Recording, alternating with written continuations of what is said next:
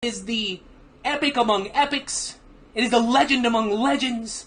Avatar Sentai Donbrothers might be my new favorite Super Sentai series. It elevates everything I love about Super Sentai and Tokusatsu as a whole to very funny yet dramatic places. Ever since the press conference for Donbrothers, where they showcased cast members for the show through silly fake Sentai teams, I knew this was going to be a special show. This series' head producer, Shinichiro Shirakura, is one of the biggest Toei Tokusatsu producers, as he helped Kamen Rider find its footing in the Heisei era, and more recently has successfully made Sentai, previously declining profits, go up again thanks to the 1-2 punch of ZenKaiser and Donbrothers. Shirakura is just one half of the crazy creative identity Donbrothers has made for itself, as you can't talk about this show without mentioning the head writer, Toshiki Inoue. Inoue is one of the most prolific and important yet infamous tokusatsu writers out there, as he's written Jetman, Kamen Rider 5, Shogeki Goragon, and now Donbrothers. He is a writer who loves mixing funny, absurd scenarios with gripping melodramatic conflict, and Donbrothers has tons of these elements while adding that touch of earnestness and heart that a lot of us love Super Sentai for. Inoue is someone who understands that even at its weakest, Sentai has this gripping confidence to it, a smile on its face, ready to tackle whatever the enemy or story has thrown at this year's team of big personalities,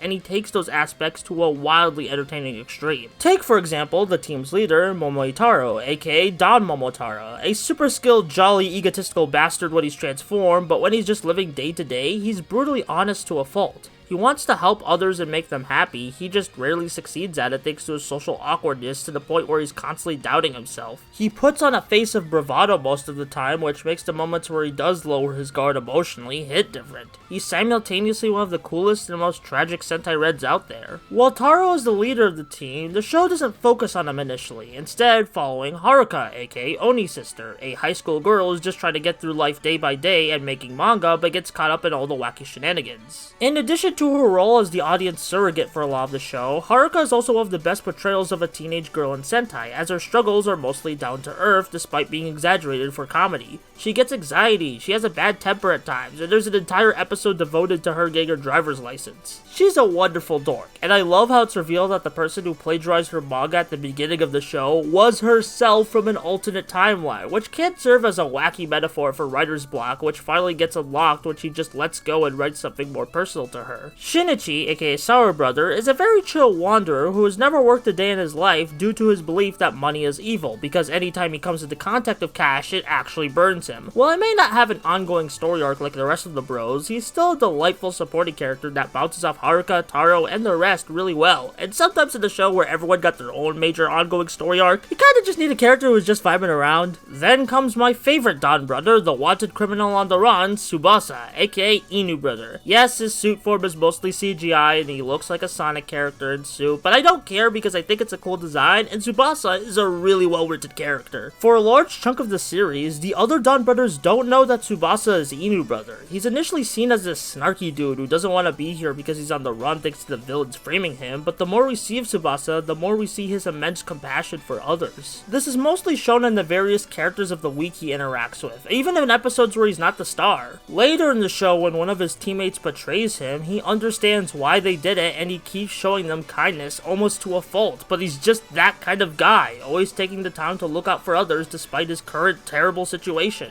Last but not least from the main team, there's Tsuyoshi, aka Kiji brother, who's made history as the first male Sentai Pink Ranger. He is a businessman in his late 20s who cares for his wife Miho a lot. A bit too much, because an ongoing conflict in the show is how his Miho obsession brings out the worst of him. He's done despicable things, and I applaud the executives at Toei for letting Inoue not play it safe with this monumental character. Yeah, Tsuyoshi can be downright crazy at times, but I can't help but pity him thanks to how interesting his character is. Tsuyoshi's a bit clumsy with low self-esteem regarding himself, so he feels like the relationship with his wife completes him and makes him whole, but by the very end of the show, when his wife is no longer with him, he vows to start anew and working on improving himself. Now, whether or not Tsuyoshi does succeed on improving himself is up to viewer interpretation, as at the end of the show gives the character a choice that could lead to him going back into his awful habits, but it very smartly doesn't give Tsuyoshi's answer to that choice. Do you want to believe in the best for Tsuyoshi, or do you think he's just too far gone? I personally think that Tsuyoshi can improve, but I understand why some people would think the opposite. As for the 6th Ranger, Jiro, aka Don Dragaku / Don Torbold, he's initially presented as a more traditional shonen-esque hero in personality, wanting to be the very best and strongest hero out there, but he's often treated as a joke by the Donbrothers. We learn later that not only does he have a second more feral personality that turns into Don Torbolt that was the original personality, but that his childhood life was an illusion and wasn't actually real, so yeah, he has issues. This all comes to a boiling point near the end of the show, but because Jiro never formed a proper connection with anyone on the team, he is left to sulk and build himself up by himself. His arc could be seen as an afterthought by some, but when it's focused on, I think it's really compelling, and I like how Jiro finds his resolve himself. Sometimes in life, you don't have someone else to lean on and teach you things, and you need to rely on yourself to improve. As for the rival faction in the show, known as the Noto, I love them a lot.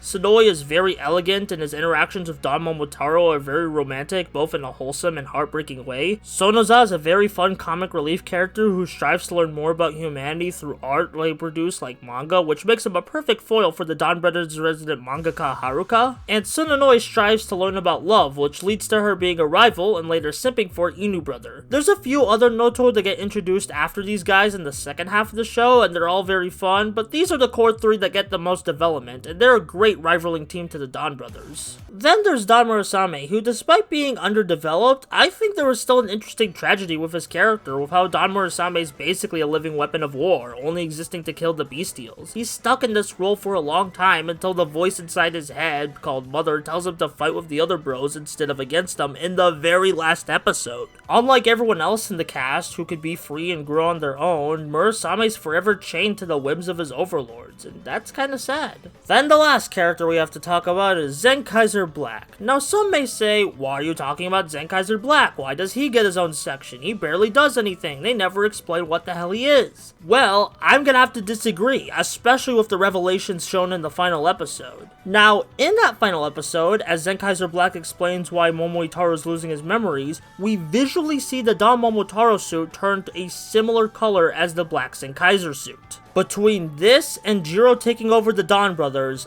I think this is all to serve as a commentary on the cyclical nature of Super Sentai changing every year and the nature of stories in general. This isn't really a stretch because Don Brothers is already drenched in both of those ideas by having monsters based on past Sentai and being inspired by the legendary story of the Momotaro. ZenKaiser Black is supposed to be a veteran from a seemingly bygone era, a parody of those tokusatsu hero actors who try to act all cool and a bit egotistical because now they have fans to appease. One of his catchphrases is, "I was born a hero, I am a hero, and I'll always been a hero," referencing that even if his story is over, he will forever be associated with Super Sentai by someone out there. The ultimate message I get from these events is showcased perfectly in the finale as Haruka makes a speech about her Don Brothers manga. We see the audience, the characters, even Inoue himself making a cheeky cameo, cherishing this story and the time they had together despite time moving on and many more Sentai series coming after this one. That's an amazing message to have about holding your favorite stories near and dear to you, especially in a franchise like Sentai where some of the older entries could be seen as disposable for the new currently airing hotness. Overall, I could say a lot more about Avatar Sentai Don Brothers. It's a wonderful story I'll cherish for years to come. It's crazy, it's noisy, it's dramatic, it's funny, it's emotional, it's peak, it's Don Brothers, and I love it so much. This has been Buster, saying that even if the Avataro party is over, this festival has no breaks!